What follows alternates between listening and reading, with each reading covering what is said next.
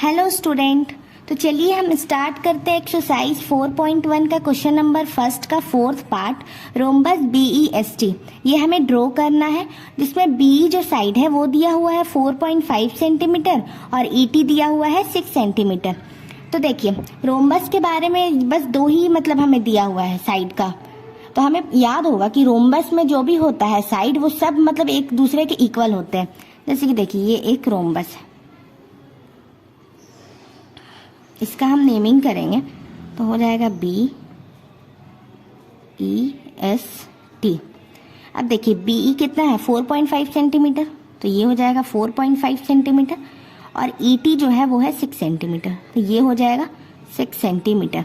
अब आपको पता है कि यही दोनों साइड मतलब हमें पता है और ये सब तो पता नहीं है, लेकिन रोम्बस के प्रॉपर्टी के बारे में आपको याद होगा कि उसका जितना भी अपोजिट साइड जितना भी साइड होता है सब सेम होता है। तो जब ये 4.5 सेंटीमीटर है तो ये भी हो जाएगा 4.5 सेंटीमीटर, ये भी हो जाएगा और ये भी हो जाएगा। तो हम यहाँ लिख लेते हैं जैसे कि SE वो कितना है, वो भी है 4.5 सेंटीमीटर। ST कितना है, वो भी 4.5 सेंटीमीटर और BT वो भी है 4.5 सेंटीमीटर। हमें पता चल गया।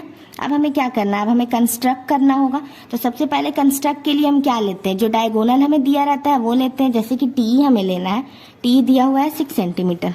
तो देखिए ये हो जाएगा, यहाँ से ये हो गया 6 सेंटीमीटर। TE कितना दिया हुआ है 6 सेंटीमीटर। अब हमें क्या इसमें ड्रॉ करना है, अब इसमें हमें S ड्रॉ करना है। तो जो TS है वो हम ड्रॉ करेंगे कितना 4.5 सेंटीमीटर, तो हमें इतना लेना होगा। देखिए 4 और 5 के जो बीच में होता है वो होता है 4.5। जैसे कि ये लाइन है, देखिए ये है 4.5 सेंटीमीटर। T से हम करेंगे, ये हो गया ड्रॉ। यहाँ T और S हो गया। अब E और S में कितना, उसमें भी 4.5 लेना है। देखिए ये भी उतना ही है 4.5, तो यहाँ से हम इसे कट करेंगे। ये हो गया। अब इसे हम ज्वाइंट कर देते हैं।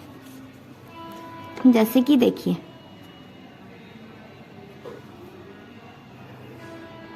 ये हो गया ज्वाइंट। ये कितना है, ये कौन सा लाइन बना, S बना, और इस साइड से ज्वाइंट करेंगे।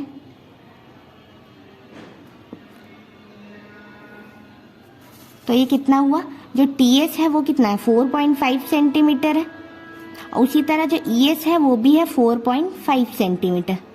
तो देखिए अब हमें B कंस्ट्रक्ट करना है। जैसे कि देखिए TB करेंगे तो वो कितना है 4.5 सेंटीमीटर।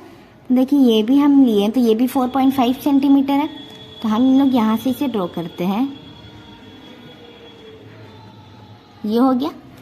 और उसी तरह E भी करेंगे तो वो भी 4.5 सेंटीमीटर है, तो उसे भी करेंगे तो ये हो गया लाइन। ये कट हो गया, ये एक आर्क बन गया। इसे अब हम ज्वाइंट कर देते हैं। देखिए ये हो गया। ये कौन सा लाइन बना, B, और TB कितना है 4.5 सेंटीमीटर।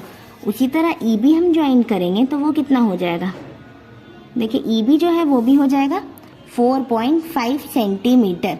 ये हो गया ज्वाइन। अब हमें इसका स्टेप लिखना है, स्टेप वाइज स्टेप लिखना है, और स्टेप लिखना तो बहुत इंपॉर्टेंट है। तो चलिए अब हम स्टेप लिखते हैं। तो देखिए सबसे स्टेप फर्स्ट हो जाएगा, सबसे पहले हमने क्या लिया था, हमने एक लाइन लिया था, टेक ए लाइन। सबसे पहले जो डायगोनल लाइन था TC जो कि कितना था 6 सेंटीमीटर, वो हो गया सबसे पहला स्टेप।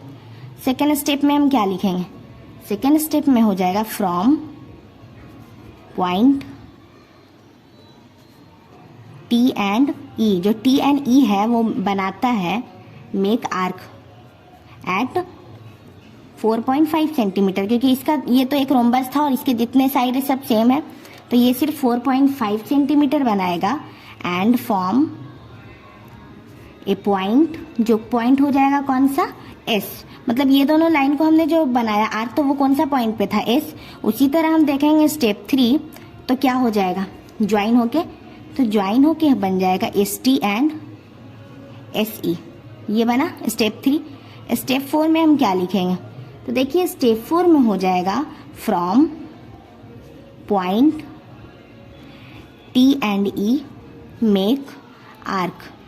ये भी मतलब आर्क बना रहा है उसी लाइन से एट कितना इसका भी होगा 4.5 सेंटीमीटर।